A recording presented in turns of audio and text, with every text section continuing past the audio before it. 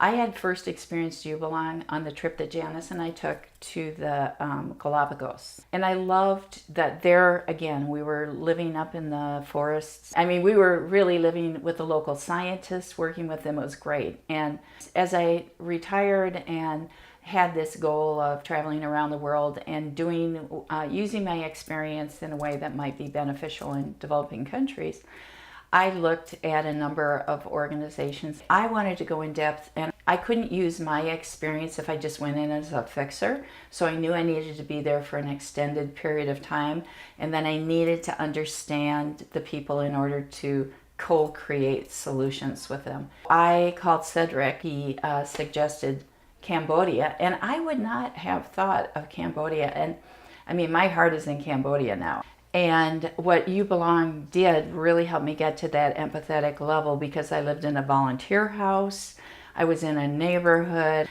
and of course working with the local people side by side was incredible. And I would say that some of that is what we're learning here in Cuba. Things start to peak out, that you start to get a sense of where the people want to head.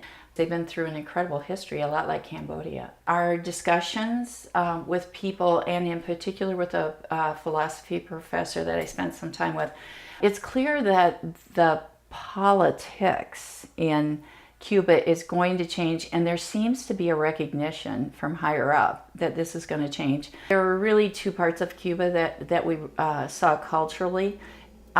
Wonderfully, we lived in a neighborhood, we lived with host families, and we got to know those host families, and that allowed us to see one part of the culture, still happy people.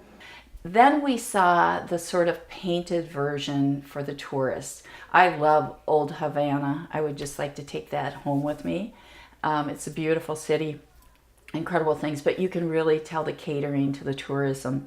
I shared humor. I shared my smile. I was open to people when I walked down the street. I said hola to everyone. We had a lot of fun, and I think that's a universal language. What I did was a little bit of an ambassador from the U.S.